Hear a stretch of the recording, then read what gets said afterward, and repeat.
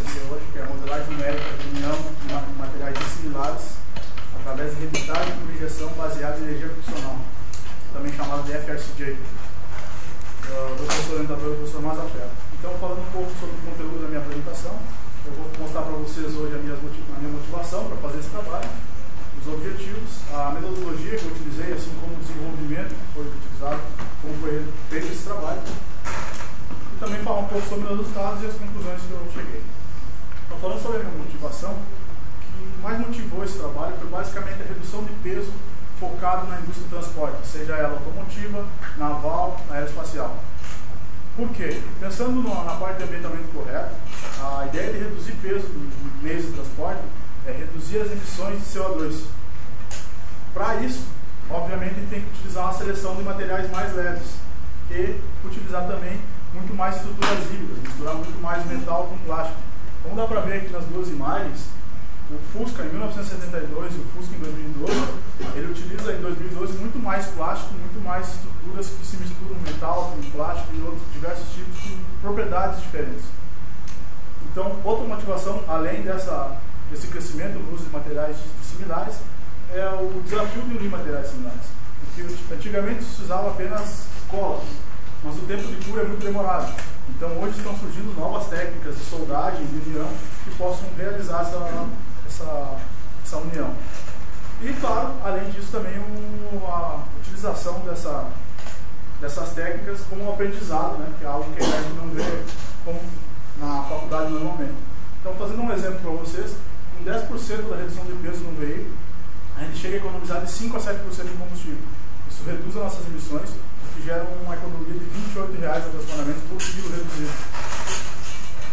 Então, já dando uma entrada um pouco dos objetivos, basicamente o objetivo do meu trabalho é compreender o comportamento mecânico dessas juntas, fazendo o quê? Criando um modelo numérico que possa representar essa junta no computador, para não ter que ficar utilizando ensaios mecânicos, gastar muito mais material e gastar assim o tempo computacional. Então, para isso, são realizados testes em amostras unidas pelo processo de FSJ, sob ensaio trativo, no caso do carregamento, como são juntas sobrepostas serão ensaio de cesariamento, e também serão medidas essas amostras unidas pelo processo de FSJ no microdurômetro para obter propriedades mecânicas locais. A partir daí, com os dados coletados tanto na característica global do ensaio de cesariamento e local na microdureza, esses dados são dados como entrada no software numérico, no caso foi utilizado o software Alpha, certo? E é feita a modelagem da junta sobreposta. Com o modelo pronto, faça a comparação dos resultados entre o experimento e a simulação, e aí a gente pode chegar a um resultado para ver se o modelo é possível de ser utilizado ou não.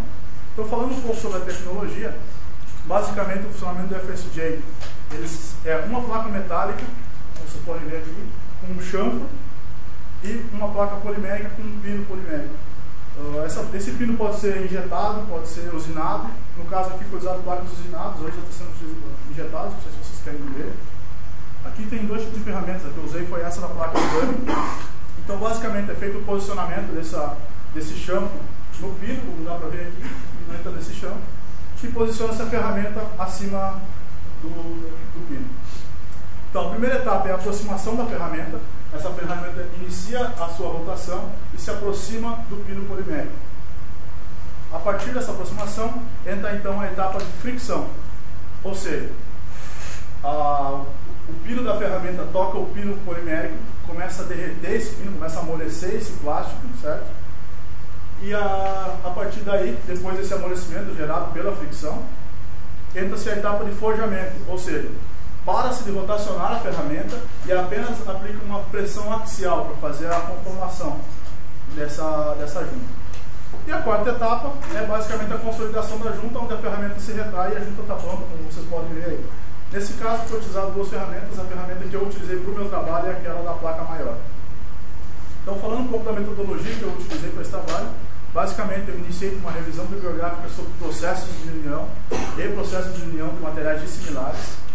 A partir daí eu passei para a revisão da tecnologia, como que aquela tecnologia funciona especificamente, no caso do FSJ. Fiz a união das amostras, como vocês podem ver alguns exemplos aí. Com as amostras prontas, foi feito os testes mecânicos, tanto de tração, no caso cesariamento, e dureza, no caso micro dureza. Iniciou-se a geração do modelo numérico, que é o foco principal, e a partir daí foi feita a análise de resultados. Então, como que eu obtinha as propriedades para o modelo numérico? Inicialmente, no desenvolvimento, foi obtidas as características globais, ou seja, foi feito uma série de testes de cesariamento com a mesma condição ensaiada. Essas curvas aqui foram feitas uma média delas para fazer comparação posterior ao modelo numérico. Foi utilizado para fazer o teste mecânico de cesariamento a norma ASTM D5966110, utilizando uma velocidade transversal de 2 mm por minuto. Já para características globais, eu fiz vários pontos de microdureza na amostra, e com isso aí, utilizando o software Origin, eu fiz um mapa de dureza, que é o que vocês podem ver aqui na imagem, certo? Utilizando também a norma ASTM D785, que nesse caso aplicou-se uma carga de 0,4916 N durante 15 segundos com um indentador piramidal. Falando então do desenvolvimento, para o modelo numérico, iniciou primeiramente com as condições de contorno desse modelo. Basicamente, as condições são representar o ensaio que a máquina realiza. Então, foi feita uma pinagem, onde é engastado na máquina, aplicado um deslocamento, onde ficaria a outra travessa, onde vai gerar o movimento. Utilizei simetria para reduzir o tempo computacional, para não demorar muito tempo a simulação, e restringir o eixo Y conforme a máquina restringe também. Feito com as condições iniciais, eu parti para um modelo apenas com material base, sem utilizar nenhum tipo de contato. A partir daí, eu pude observar que houve um efeito de flexão secundário, sem utilizar os contatos, ou seja, uma placa estava entrando dentro da outra, como vocês podem ver aqui, um pouco cuidado por causa da iluminação, mas uma placa entrou dentro da outra, ou seja, então isso não poderia acontecer, eu tenho que ter um contato para que isso não ocorra. A partir daí, então, apliquei o contato entre as placas e foi possível visualizar aqui, ó, que a placa abre, realmente gerando o efeito de flexão secundária, devido às placas não estarem no mesmo plano. Então esse efeito aparece normalmente em juntas sobrepostas. Com essa parte de contato realizada, eu parti para trabalhar em cima da malha. Precisava de uma malha que fosse representativa. Então, falando sobre a malha, utilizando todos aqueles contatos, eu fiz uma primeira malha grosseira, utilizando elementos hexagonais, o qual não houve convergência dos resultados. Eu tentei, então, como segundo passo, refinar essa malha com elementos hexagonais, mas também não houve a convergência dos resultados. A partir daí eu comecei a trabalhar com outros elementos. No caso, eu utilizei dois tipos de elementos, que foram tetraédricos e hexagonais, como pode ser visto aqui, uma malha um pouco mais grosseira, conforme a primeira. E nesse caso houve a convergência dos resultados. Então foi definida a malha, a partir desse ponto, e aí eu comecei a modelagem propriamente dita. Iniciei novamente com material base.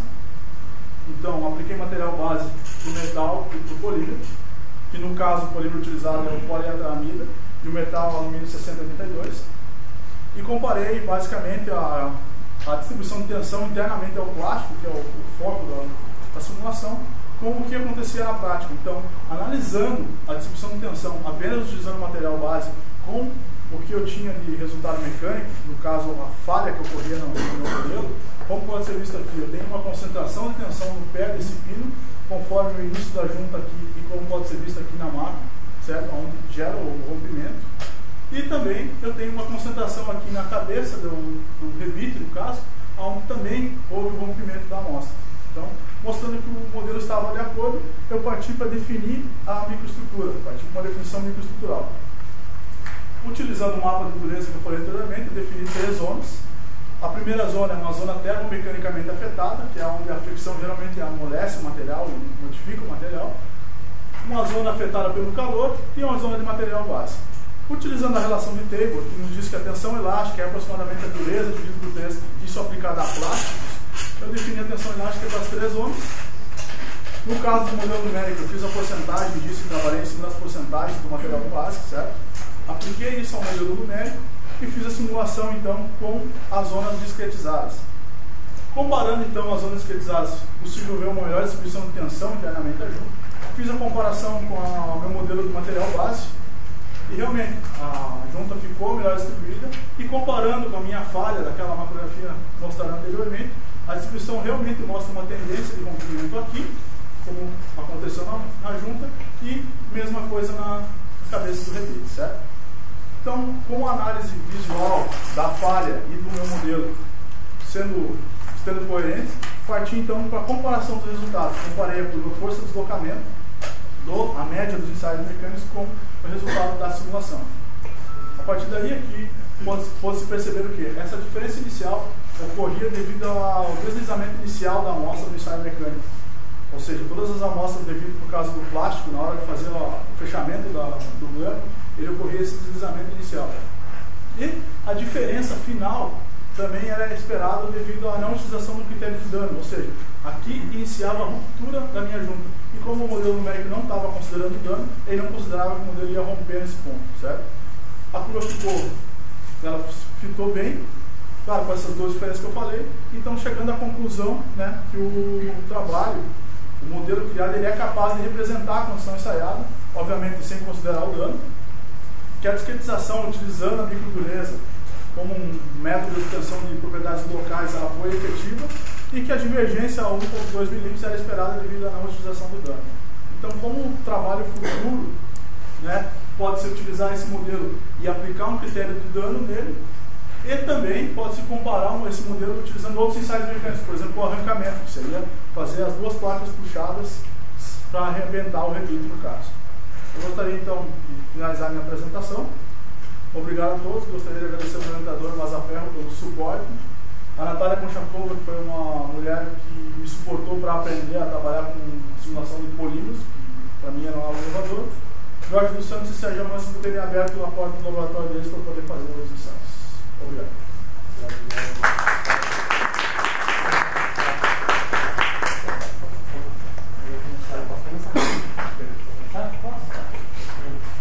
Obrigado, Guilherme. Tá. Eu vou tentar ser objetivo, né? Sem falar muito. Eu anotei bastante coisa assim, no teu texto, em termos assim, de formatação, linhas de escrita, né? Gostaria de te parabenizar pela apresentação que foi boa, clara, tem boa oratória, né?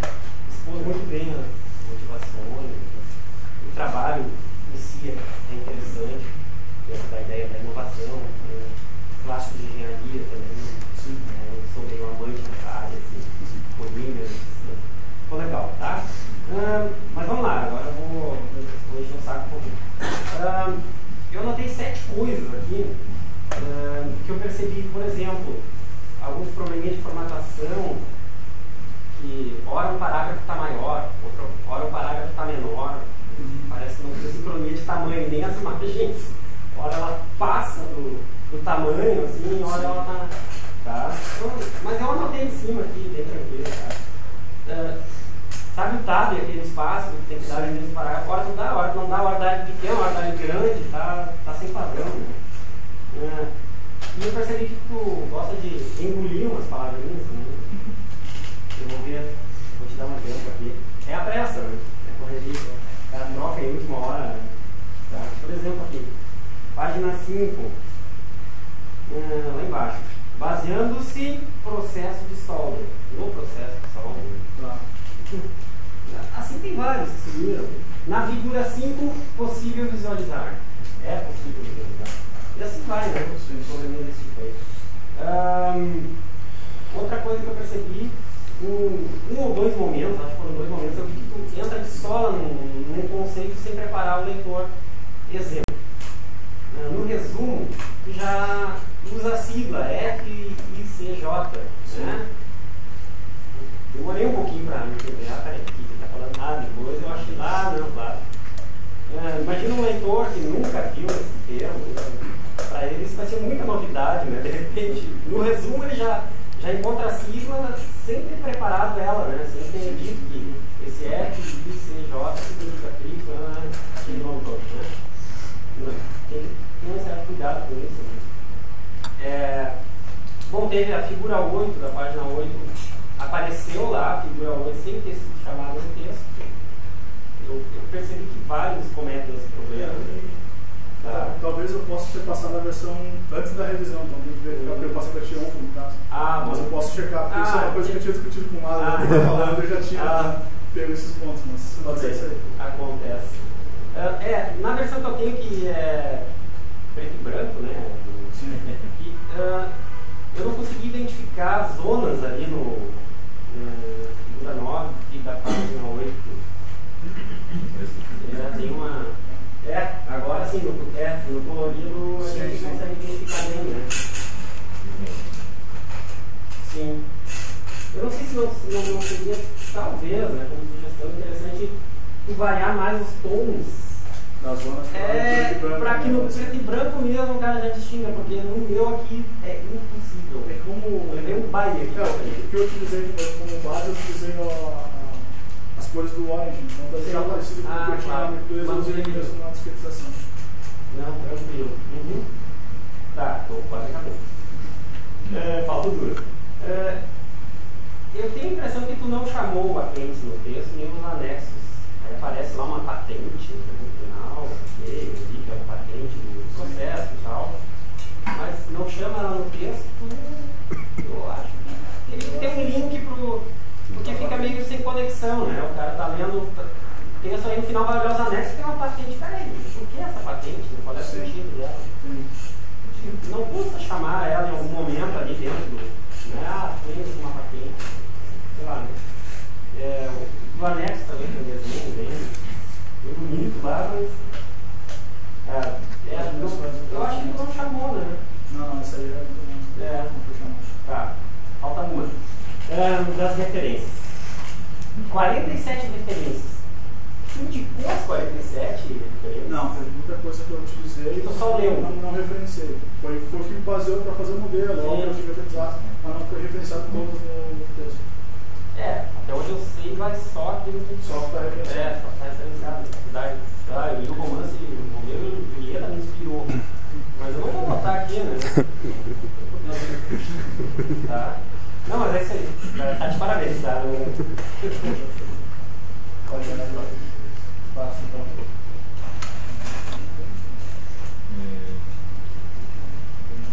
Tem umas perguntinhas da companhia de trabalho. Eu sei que tu sabe bastante sobre o assunto. Então, daí fica até difícil de ler, porque a gente sabendo, conhecendo, então fica mais. Parece que a gente entende tudo. Então, mas eu também fiz umas pequenas correções aqui. Também a formatação, como falou. Eu queria saber. Você utilizou uma combinação de parâmetros para realizar a união, não? Sim. Com quantas réplicas ou repetições? Foram feitos lá ensaio mecânico de cisalhamento, foram 5 combinações, e para a natureza foram 3. E daí, essa figura que você mostrou, deixa eu ver, figura 3 eu tenho aqui.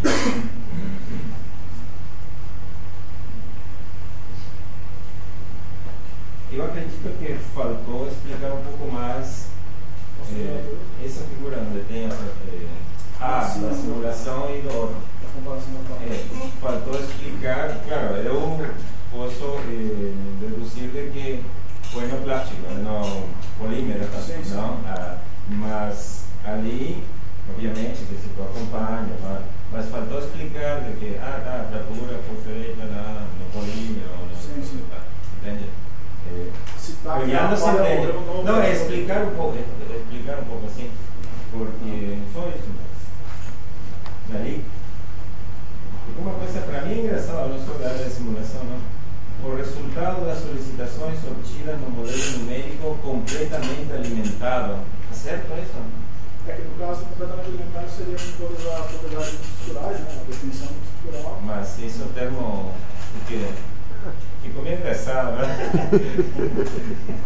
Eu não sei. Não, só que depois também eu vi que tem o tempo de aplicação da carga, não o tempo da realização da microdureza, o tempo de aplicação da carga é de 15 segundos. Isso. Porque ali se confunde, no texto se confunde, porque como que o período que você fez a microdureza, o mapeamento de microdureza é de 15 segundos. Não, é da aplicação da carga. Eu te marquei isso. Dali, também você colocou uma sigla PEI ali, que não sei o que significa. E na conclusão, você trabalha que o elastoplástico.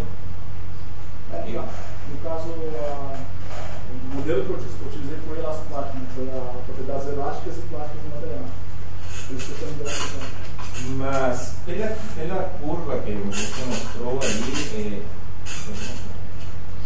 essa eu acho que só no estado elástico, porque no plástico ele se perde. Sim. Não? É que no caso, a alimentação do modelo foi elastoplástico. Mas apesar que a curva ela fica só na parte elástica, quando entra ali na parte plástica, ela corre um pouco. Sim. Então teria que. Durante o processo elastoplástico, tem que rever a tua conclusão, sim? Tá. Eu fiquei na dúvida, eu acho que. E por que tu acha que essa pequena diferença no começo ali? Isso aí foi até um estudo que o André auxiliou lá a fazer, do que acontecia essa divergência. A gente chegou à conclusão que era, principalmente quando estava usando o Adams, que a amostra estava pintada, ele fazia esse deslocamento no início na hora de fazer o blending, né? O fechamento da amostra na máquina. Aí dava essa divergência em todos os modelos saíram. Eu achei. Por exemplo, esse modelo, se você muda os parâmetros do processo, tu acha que vai se ajustar a resposta? Porque ali você fez só a combinação de parâmetros. No caso, foi a condição ensaiada pelo doutorado do André.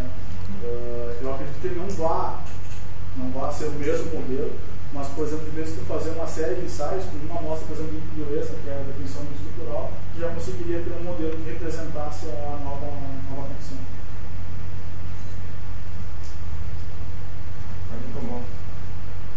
Muito bom o trabalho. Você também trabalhou bastante. Trabalhou aqui, trabalhou lá. Parabéns. Obrigado. É isso, obrigado. Então, eu sou o último. Guilherme, olha só. Rapidinho, para eu não atrasar. Eu tenho duas perguntas, basicamente, para ti. Qual a unidade de tensão mecânica? Tensão? Megapascal. Por que a tensão de escoamento está em Newton? E qual é a unidade de dureza?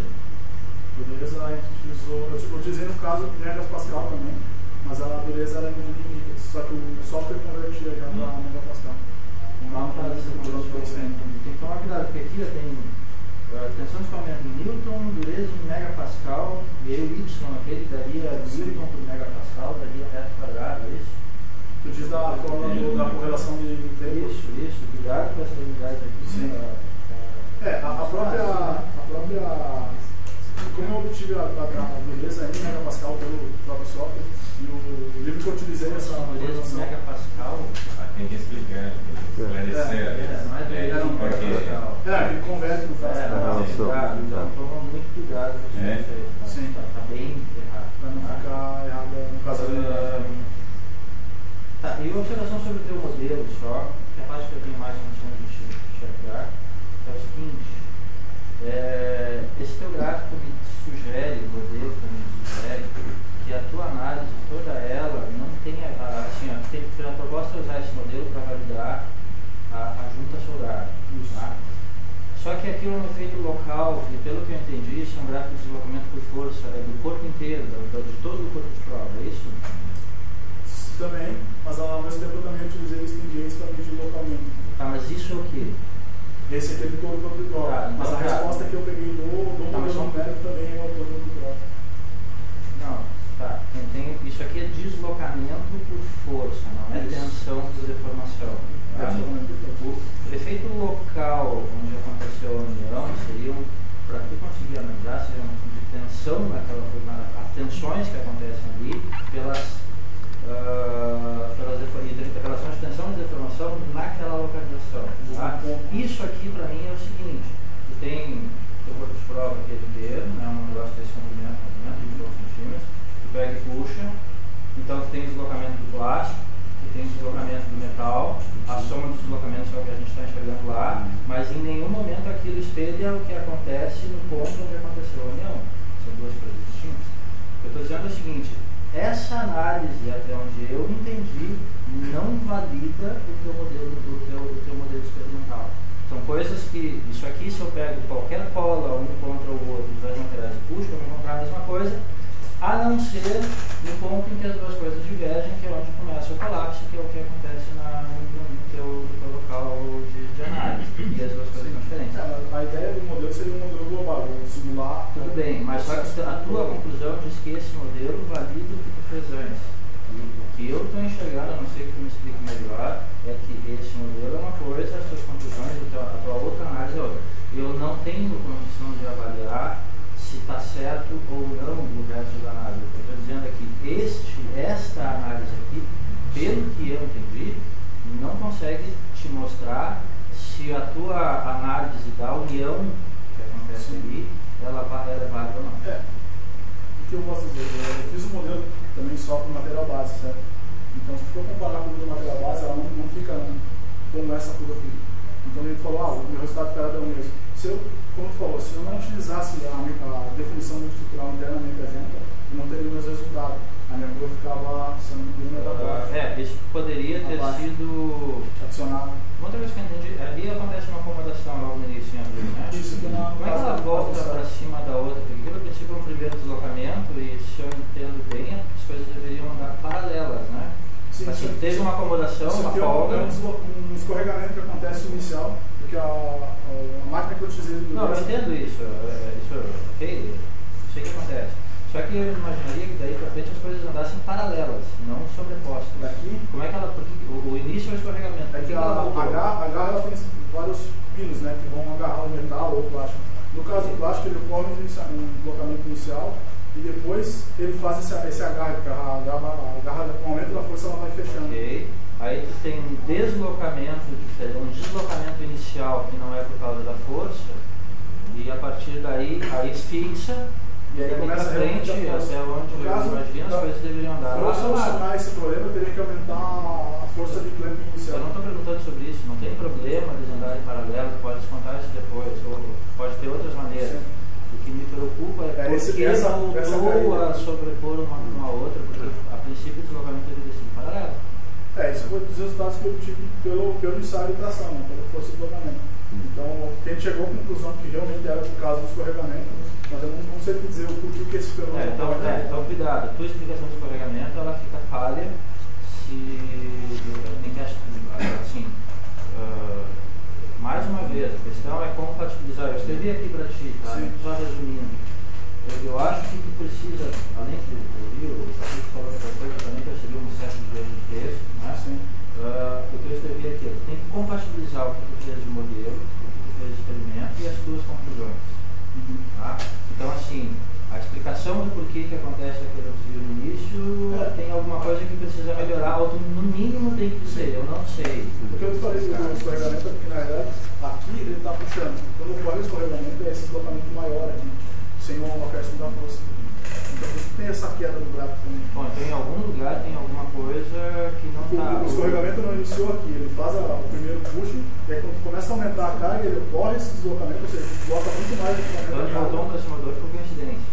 Sim, e daí a ideia foi, eu fitei utilizando essa parte do gráfico, então por isso que eu também não estou representando isso aqui, porque eu sei que isso é uma falha inicial do... A gente precisa, eu não posso ficar, eu só vou te dar essa sugestão. Precisa repensar a tua conclusão a respeito do porquê que acontece aquele no início.